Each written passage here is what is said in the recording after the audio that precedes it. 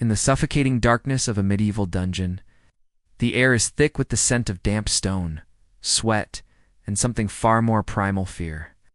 Chains rattle softly as a prisoner, stripped of hope and dignity, is dragged across the cold floor. The torturer, face hidden in the gloom, brings forth a metal pot or cage, its bottom crawling with hungry, restless rats. The victim's abdomen is exposed, and the open side of the vessel is pressed firmly against his bare flesh. The edges are sealed, so there is only one way out for the desperate animals: through the living body beneath them. Rat torture is not just a punishment. It is a message. A time when the boundaries between justice and cruelty were blurred, and when the spectacle of suffering was as much about deterrence as it was about punishment. Rats, symbols of disease and decay, became the agents of a fate worse than death. For those who witness it, the memory will never fade.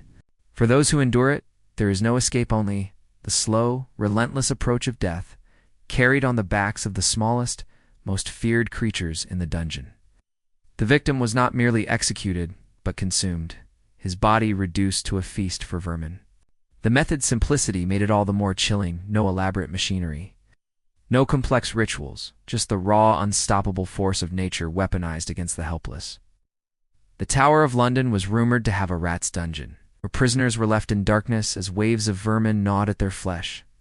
In the Dutch Revolt, Diederik Sonoy, an ally of William the Silent, was documented as using a heated bowl of rats to force confessions or punish enemies. The technique spread, whispered about in the courts and castles of Europe, its reputation growing with each retelling. In the medieval mind, it is the ultimate demonstration of power, a reminder that the authorities can turn even the lowliest creatures of the earth into instruments of terror and control. The method is as cheap as it is effective, requiring little more than a cage, a fire, and a handful of hungry rats. He is not alone. In the shadows, the torturer prepares a device so simple, so diabolical, that its very mention is enough to send shudders through the bravest soul. This is not the rack, nor the wheel, nor any of the infamous machines of agony that have become synonymous with the Middle Ages. The victim's mind reels not only from the physical torment, but from the horror of being devoured alive, his body turned into a living tomb for the vermin. In some variations, slits are cut into the abdomen first, making it easier for the rats to begin their grisly work. What happens when the boundaries of cruelty are pushed to their limits? Who survives and what is left of them? Ouch. And how did this nightmare become a tool of power in some of Europe's darkest hours? The answers lie deeper in the shadows, where the rats still wait, hungry and desperate, for their next victim. The torture can last for hours, sometimes even days, as the rats gnaw their way through flesh. In viscera, the victim's screams echoing off the stone walls until they are silenced by shock, blood loss, or madness. This is something older, more instinctive, weapon borrowed from nature itself. This is rat torture, death by vermin.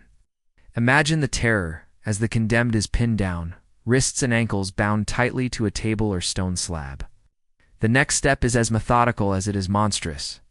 Hot coals are piled atop the pot, or flames are brought close, heating the metal and sending waves of panic through the rats trapped inside. Driven by terror and instinct, the rodents begin to claw, bite, and gnaw at the only escape route available: the soft, yielding flesh of the victim.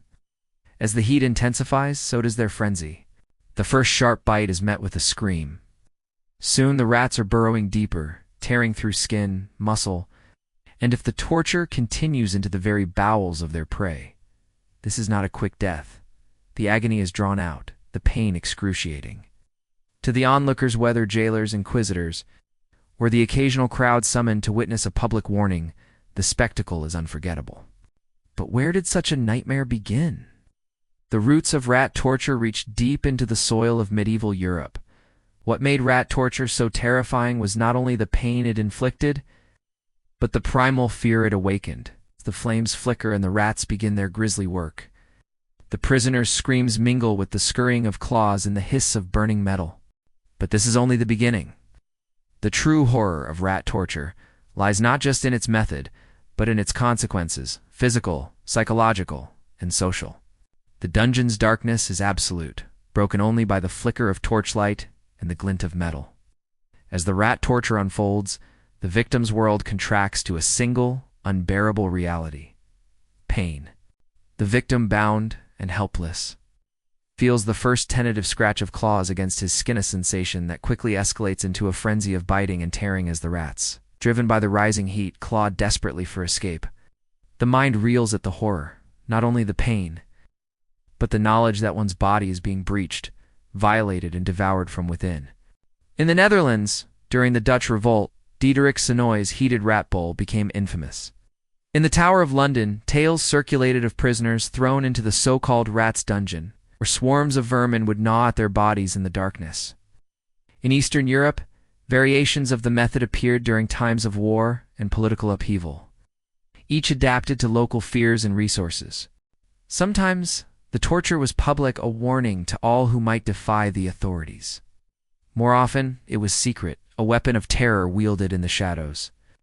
The very extremity of the method provoked outrage and resistance. Some clergy and nobles, horrified by the cruelty, began to speak out against it. Stories of its use became cautionary tales, warnings of what happens when power is unchecked and cruelty becomes normalized. Prisoners accused of heresy or treason would be strapped down as a metal container filled with rats was placed on their bare abdomen. The memory of those dark dungeons, of the screams and the scurrying claws, would haunt Europe for generations.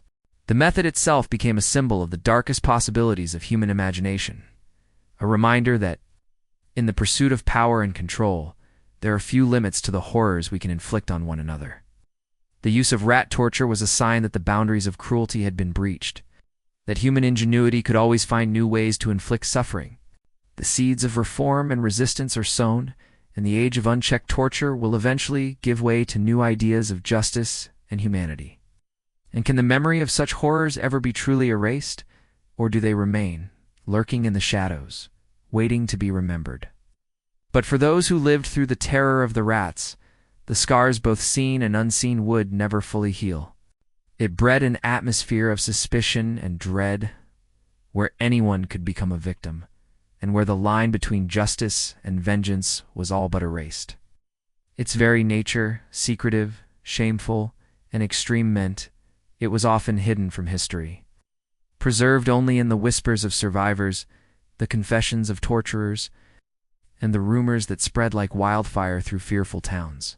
It was a weapon of the powerful, a tool for those who ruled through fear rather than law. Communities lived in fear, not only of the authorities, but of the rats themselves, creatures that became symbols of both nature's indifference and mankind's capacity for horror.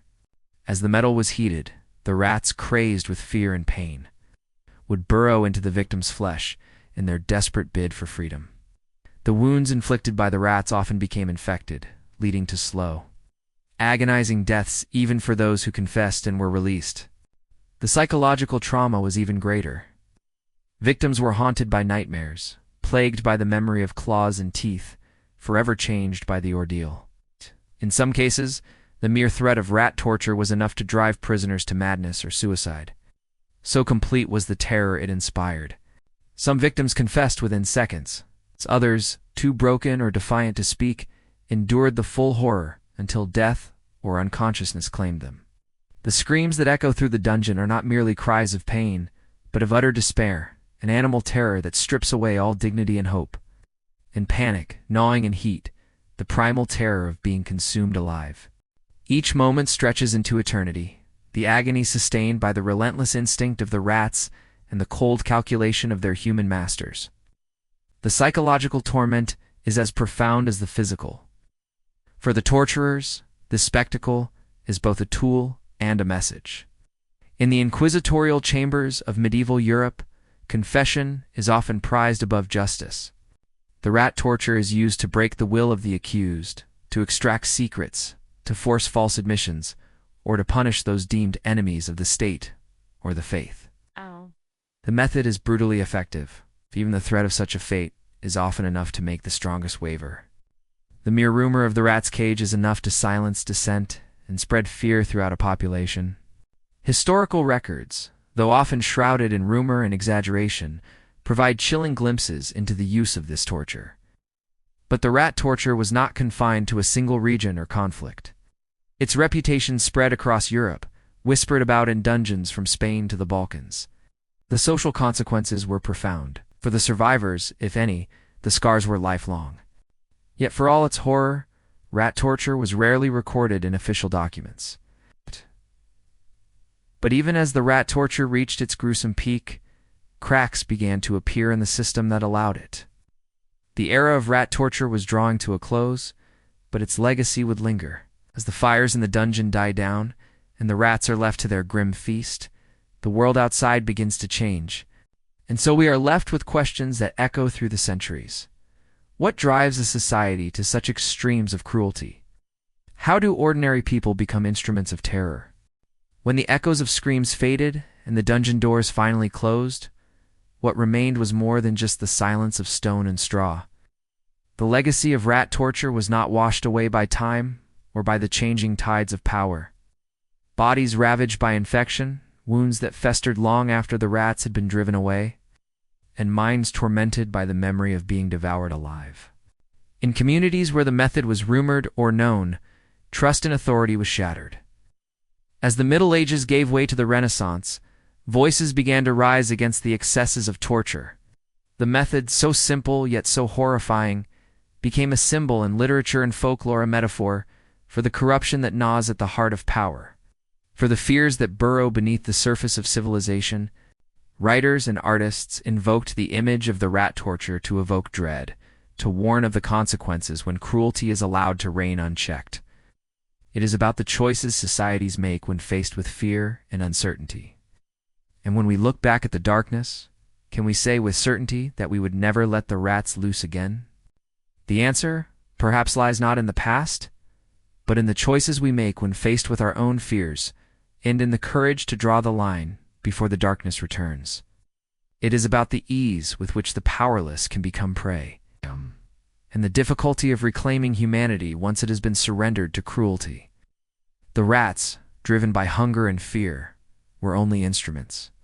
The true horror lay in the hands that wielded them, and in the silence that allowed them to do so. The very idea became a shorthand for the worst that humans can do to one another. A reminder that the monsters we fear are often of our own making. Clergy, philosophers, and even some rulers question the morality and effectiveness of such brutality. It provokes the same primal revulsion that it did centuries ago, shudder at the thought of being devoured from within. A fear that speaks to something ancient and universal. But it also serves as a lesson, that the tools of terror are not relics of a distant past, but possibilities that must be guarded against in every age. The stories of rat torture, once whispered in fear, were retold as cautionary tales, evidence of a world gone mad, a society that had lost its way. Slowly, the tide began to turn. Laws were reformed, torture chambers were shuttered, and the use of vermin as instruments of punishment faded into the realm of legend and nightmare. The church and the state institutions meant to uphold justice and order became objects of fear and suspicion. The knowledge that such a fate could befall anyone noble or commoner, heretic or innocent, bred a culture of silence and complicity. People learned to watch their words, to hide their doubts, to obey without question. The rats, once symbols of filth and pestilence, became avatars of unchecked power, a warning that the machinery of torture could turn on anyone. Some were broken beyond repair, unable to speak of what they had endured. Others became living warnings, their suffering a whispered deterrent in the streets and taverns. Even those who escaped the rat's teeth were marked by the ordeal, haunted by nightmares and a terror that never truly faded. Instead, it seeped into the very foundations of European memory, a chilling reminder of humanity's capacity for cruelty, and the thin line that separates order from horror. For the victims, if any survived, the aftermath was a landscape of scars both physical and invisible. But the consequences of rat torture rippled far beyond the dungeon walls. Yet even in the darkest chapters, there were those who resisted. Still, the shadow of the rats lingered. Even today, the memory of rat torture persists. It surfaces in horror stories, in films, in the dark corners of our imagination. In the end, the story of rat torture is not just about the suffering inflicted in medieval dungeons. So we are left with a question that echoes through history. What lines are we willing to cross in the name of order, justice, or faith?